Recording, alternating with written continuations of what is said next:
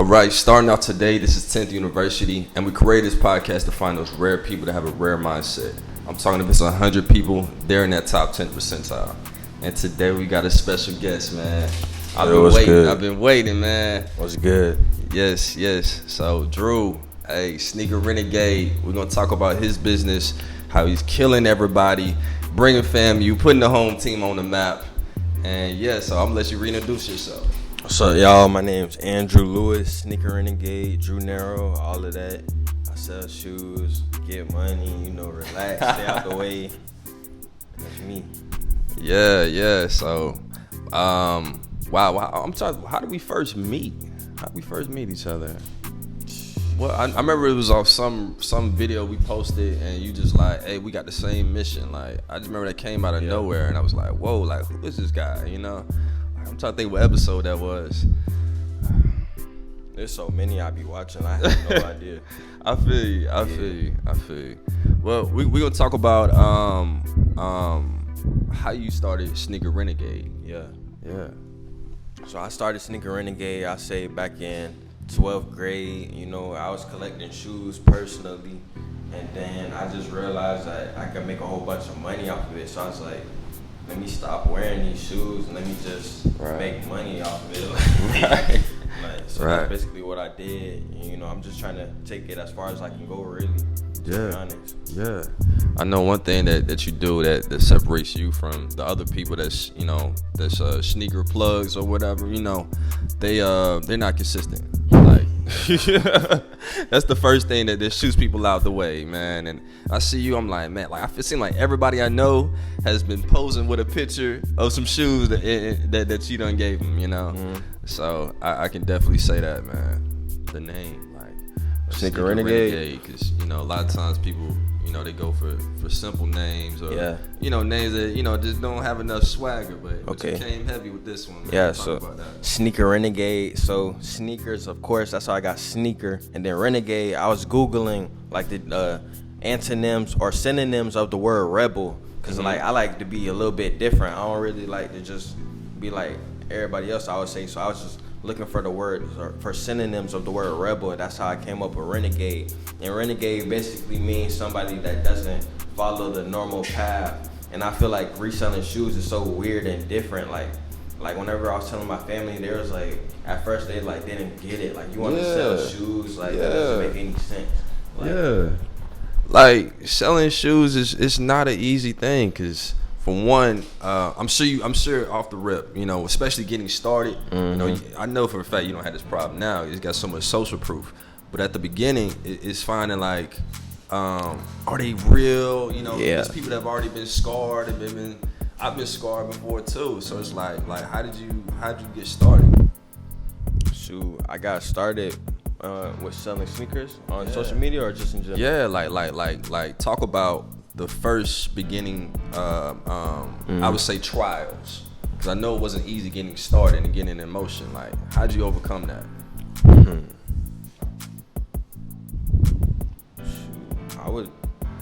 It wasn't really that hard. It wasn't hard? Man. To me, it wasn't really that hard for real. I feel like I was selling shoes offline so much before, like, everything just came into fruition. Like, I was selling on eBay and stuff, and then I would just post my little sales, like, to show my proof or whatever, and then people just started messing with me. Because I don't have to sell shoes on Instagram and social media. That's just a little extra. But eBay, like them third-party platforms. Yeah. Wow. I think one thing that I thought was pretty cool is that, especially at FAMU, the people that are going somewhere, it's like the circle is small. I realized, like, me and you both were in the same book club. I realized we both was in the real estate club. I was like, dang, like we got some of the same friends, and I'm like, wow, like it's almost like even if I wanted to avoid you, we can't avoid each other. You know what I'm saying? Because like that circle is so small, it's getting tighter too. Yeah. All right, let's say I'm a sneaker fanatic. I just love sneakers. Man, I'm like, I could tell you any person that walk in the building, I'm like, I know those shoes. I want to make money off that passion, right? What would be my first couple steps to working towards that, basically? You a sneaker fanatic. You want to get into reselling shoes. Yeah. So your first step will be to Google sneaker release dates. You're going to want to see what's the hot shoes that's coming out. You want to know when it's coming out, where it's coming out. You might got to make 20 phone calls and make connections and figure out where it's going to come out, what time, and like what time you need to be there at the store or whatever. Or if it's online, probably not going to get it online, so you're going to have to get some type of resources like a bot, sneaker bot. I would say, why wouldn't you be able to get it online? So a lot of these shoes sell out in like a minute, 2 minutes, 3 minutes at the max most of the time. Just like the PS5, a lot of these different hype items are like now everything's becoming resale. So like a lot of these cameras that's recording this footage is probably gonna become like resale in the future. Like people probably gonna flip them. I feel like that's just where the world is like moving to for real. Okay, so basically you got to keep up with the bots, and it's not just with sneakers. You talked about any PS5, like I remember my apartment was going crazy. It was like, we got the PS5, like rebook. And I'm like, nah, yeah. But it's like, so all right, so you got it online because you got to worry about the bots. You say also like you can get it in person. Like, yeah, you can get it in your, like most of the time your local stores, they'll have it. You just gotta be on your job. You gotta know when you need to show up, because it's gonna also be 20, 50 other people that's gonna be there too. So even if you're there, you still might not be able to get it, but you might be able to get it. You just gotta know what time to show up. Okay. So first step, get the shoes. What would be the next step? Your next step, you're gonna want to sell them shoes. So if you know somebody in person locally that you can make that quick buck, go ahead and sell it to them. But if not, you can sell them to your third-party websites like Goat, StockX, eBay. Yeah. I recommend eBay because eBay, no fees. But Goat, StockX, they're gonna take their percentage. Like they probably, I would say StockX probably has made like $15K off of me. Wow. Probably 15,000. Wow. Like that? Just off of one little old me. And they got a tons of other customers. Wow. So shout out to them. Hey, StockX, talk to us. Hey. But man, all right, now you sell them. Basically, all right, so how does a person go from I'm doing this personally to now I want to make this a business? Because one thing to like I seen a quote, it was like, if your dream doesn't involve other people or you don't need help for it, you're not dreaming big enough. So yeah, like so basically tell me about that, you know. So tell me the question again. Oh yeah, I got you. Basically, how do you go from a regular person, you know, selling these shoes to I want to make this into a business? Okay, so I would say you need clientele really, and you really just need to be making enough money where it can be a business, honestly. Okay. Like, you can pay yourself? That's really all. Like, that's all it is for real. If you can build clientele, then you can make money on pretty much like any shoe for real. I feel like a shoe that might be hard for a lot of people to sell, you still be able to get it off. Right. Okay. So if you had to pick, I got a tough question for him. I'll let you know right now it's tough. You know what I'm saying? But if you had to pick 3 key things that you do that separates you from the competition or the other people out there that, you know, think they can do what you do. I work hard. I really work. I'm like one of the hardest working people you'll ever meet. I'm authentic and genuine. That's number 2. And number 3, I help others. So I might give you a shoe for the same price I bought it for just looking out, but I feel like you might return the favor and it just helps you, and it's like building a relationship. So I'd rather build a relationship than a couple dollars, because it's just money, like at the end of the day. That's one thing I think is really powerful. That's one thing that I had to remind myself. Relationships over money. You know, yeah, like being on the show right now, I could be taxing an arm and a leg right now because I know where we going. And if other people knew where we going, they'd be running. I'm talking running. But it's like full speed. Yeah, bro. But it's like I wouldn't want to sacrifice the relationship for the money. You know, so I think that's real important.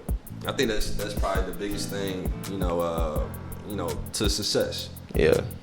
Okay, so let's talk about some crazy stories, man. Cause I know working with people, it's not always sweet. Shout out to Publix, I love you, but it's not always sweet. Yeah, I'm gonna go back real quick. Okay. I can't keep it to 3 little things. I gotta say 4. Okay, talk to me. The 4th one is definitely who you surround yourself with. Like, I'm from a business family, so like our conversations, it'll be like about business. How can we improve this part of the business? What do you think about this business idea? Oh, real estate. This house over here in this city, this section of the city is 100, 200,000. Do y'all want to get in on this? Like, we split it or something. Like, I'm from a business family, so like if I wasn't from my family, like that's like I really appreciate God for like putting me in it. Whoa. Like it's like I don't know. It's just it works out good. Like it's the family, huh? Yeah, it's like surrounding yourself with the right people. It goes back to that. Like, it can be your friends, it can be your family. Mm-hmm. Like I feel like my family not ever gonna cross me, so I just love to stick with my family. But like, if you got friends, you can always, your friends. Yeah. No, that's real, man. I think even now you're making me think about it, cause I do think it's a blessing that I have a brother that I can talk to about, wow, like, let's do this business idea. Uh-huh. Or even when we started recording in the car, it wasn't me. That was literally my brother's idea. He was like, man, you should switch it up, try something different. Like, yeah. I'm like, well, I just thank God that like probably my greatest skill is that I can surround myself with the right people, and I just shut up and listen. Uh-huh. I just shut up and listen. Yeah. Be quick to listen and be slow to speak. Okay, I got some facts, man. They got some facts, man. So, but yeah, all right. So tell me some of the negatives of being a shoe plug. Sometimes not everything is consistent with like entrepreneurship. Not everything is consistent. Sometimes you're gonna make money on a shoe.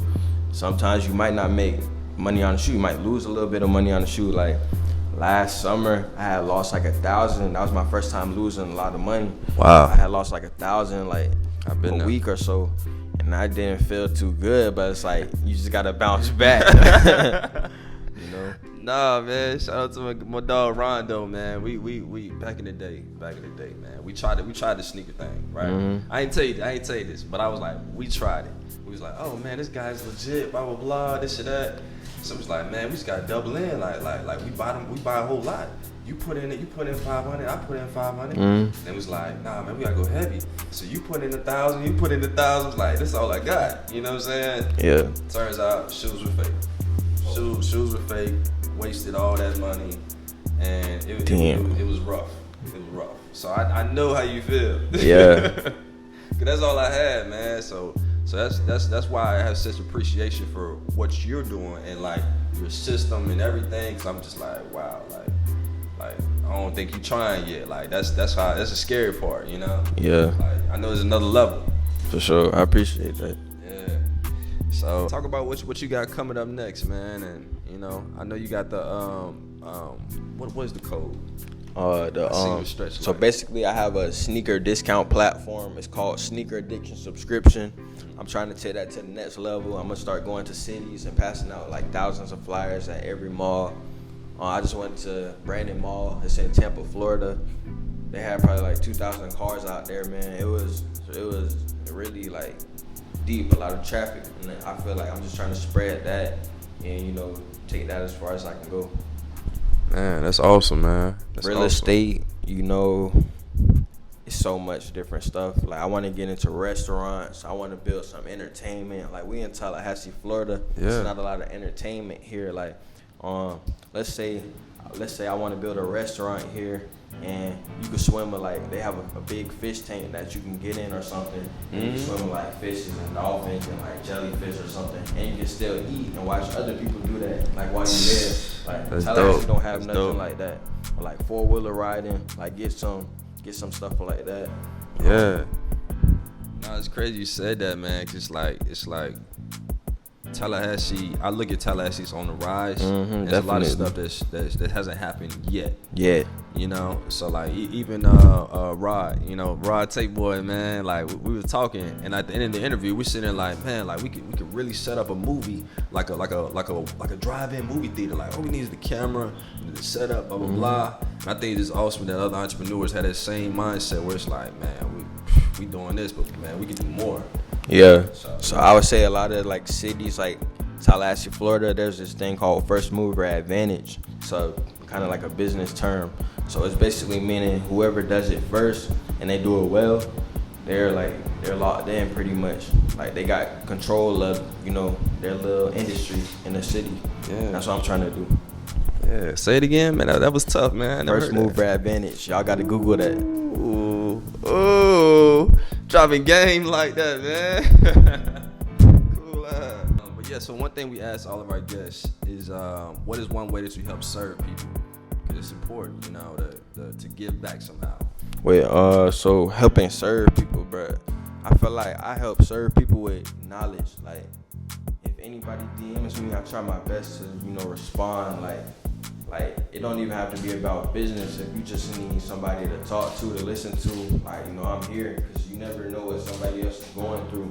So I feel like you gotta just be kind to people. Yeah. There's a lot of like behind the scenes stuff that people don't show. Like, that's 100. You feel me? That's how I feel.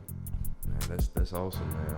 I'm glad you out here giving game and at the same time, you know, connecting to people on a real basis. Those are the type of things that we need to celebrate more, you know. And it's awesome seeing people that look like us, talk like us, you know, where we can still be cool, still be, you know, that guy. Yeah. And at the same time, like, your heart good, you know. So, is there anything that you're in need of, like, to help build your team, or, you know, anything like that we can help, you know, work on? So I'm currently looking for people that can help me with my social media, you know, run different ideas, you know. I got a good amount of shoes and stuff, so I was thinking about maybe doing YouTube, like maybe going to the mall and be like, oh, I got this free pair of shoes.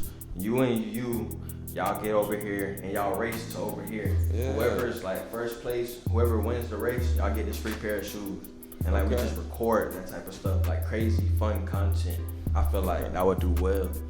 Okay, so if there's any people out here, you know, YouTubers or people that, you know, that know social medias, you know, that type of thing, because it's a lot running on social media. It's a lot.